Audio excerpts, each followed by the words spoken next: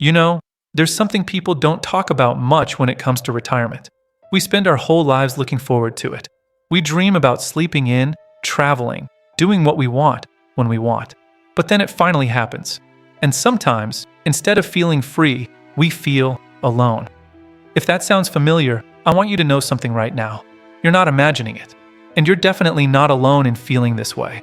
Today, we're going to talk about why retirement can feel lonelier than we expected. And more importantly, we're going to talk about what you can do about it. Because here's the truth. This feeling doesn't have to be permanent. First, let me say this as clearly as I can. If you're feeling lonely in retirement, that doesn't mean something is wrong with you. It doesn't mean you failed at retirement. It doesn't mean you're ungrateful or weak or anything like that. Loneliness after retirement is one of the most common experiences people go through. Millions of Americans feel exactly what you're feeling right now. It's just that nobody talks about it much. We're taught to put on a brave face, to say everything's wonderful.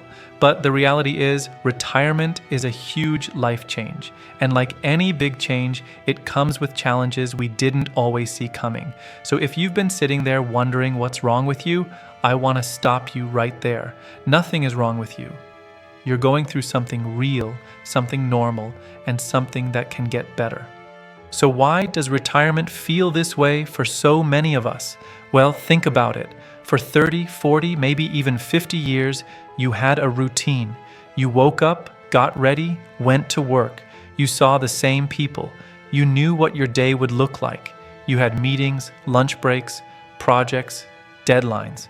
Your time had structure, and whether you loved your job or not, it gave you a rhythm to your days. Then suddenly, that's gone.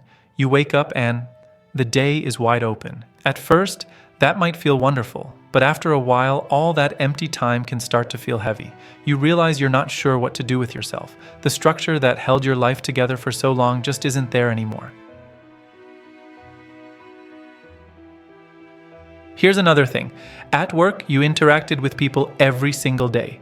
Even if you didn't love everyone you worked with, there was conversation. There was connection. Someone asked how your weekend was, you grabbed coffee together, you worked on things as a team. Those daily interactions, even the small ones, kept you connected to the world. In retirement, those automatic connections disappear. You don't see colleagues anymore. You're not running into people at the office. If you want social contact now, you have to actively seek it out. And that can feel harder than it sounds, especially when everyone else seems busy with their own lives. There's something else too, and this one's harder to put into words. For a long time, a big part of your identity was tied to what you did for work. When someone asked, "What do?" you had an answer. You were a teacher, a nurse, an engineer, a manager. That title meant something. It gave you a sense of purpose, a sense of who you were in the world. When you retire, that identity shifts. You're not that title anymore. And it can leave you wondering, who am I now? What's my purpose? Those are big, uncomfortable questions. And until you find new answers, there can be this feeling of being a little lost. And then there's this. Your friends and family, they're all in different places in life now. Some of your friends might still be working. Your kids are busy with their own careers and families. Your grandkids have school and activities. Everyone you love is still moving at full speed, and sometimes it feels like you're the only one who's slowed down. It's easy to feel left behind or forgotten, even when people still care about you. All of these things together, they create this perfect storm for loneliness, and it catches a lot of us off guard. But here's where things get better. Here's where I want you to lean in and really hear me. Loneliness in retirement is not a life sentence. It's a problem, yes, but it's a problem with real solutions. You have more power over this than you might think, and you don't need to do anything dramatic or overwhelming to start feeling better. What you need are small, steady steps toward connection and purpose. And I'm going to walk you through some ideas that have helped a lot of people just like you. The first thing I'd suggest is looking into your local community center or senior center. I know. Some people hear senior center and think it's not for them, but hear me out. These places have changed a lot over the years. They're not what they used to be. Most of them offer all kinds of activities: exercise classes, art groups, book clubs, game nights, day trips, Some have computer classes if you want to learn something new. Some have dance lessons or gardening clubs. The beauty of these centers is that everyone there is in a similar stage of life. They get it. They're looking for the same thing you are. A little company, a little purpose, a little fun. You don't have to sign up for everything. Just pick one thing that sounds even a little bit interesting and try it once. You might be surprised. Another option that gives a lot of people a real sense of purpose is volunteering. And the wonderful thing is, there are so many ways to volunteer. If you love animals, your local animal shelter probably needs people to walk dogs or socialize cats. If you care about education, libraries and schools often need reading tutors or mentors.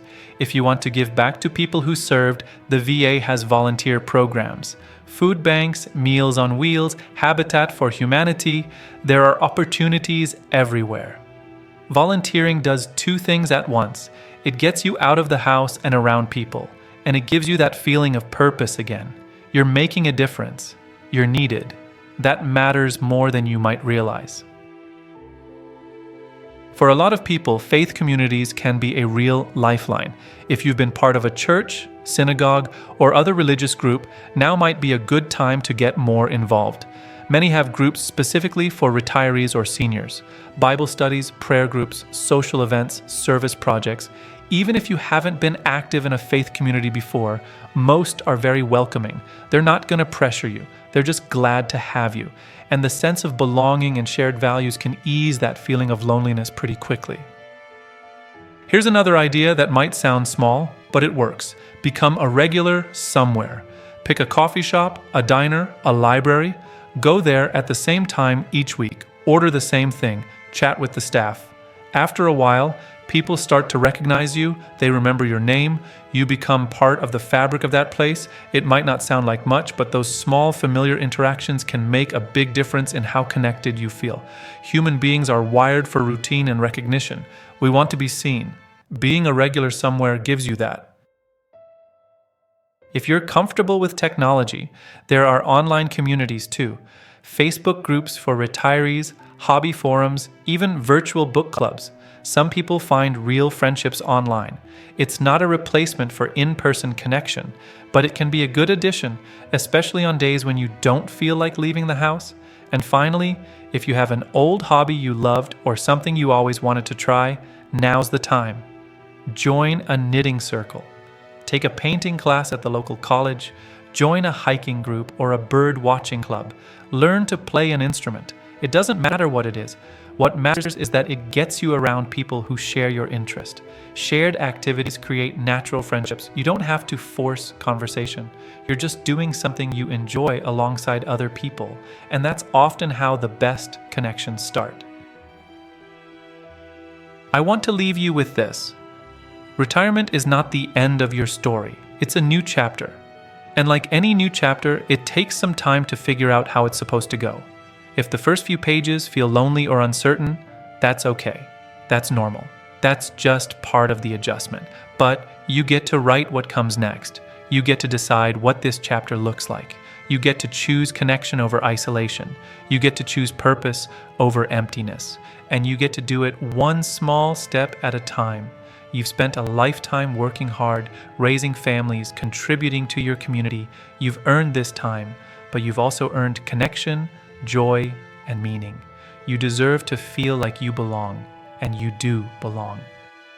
There are people out there who would love to meet you. There are places that need what you have to offer. There are activities that will light you up again. You just have to take that first step. It doesn't have to be a big step. Just one small thing. Call that community center.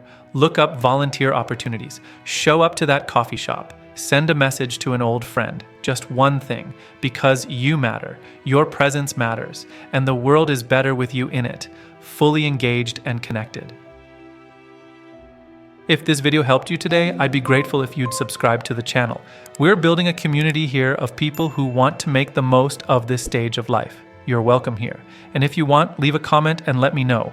What's one small step you're going to take this week to feel more connected? I'd love to hear from you. Thank you for being here. Take care of yourself. And remember, you're not alone.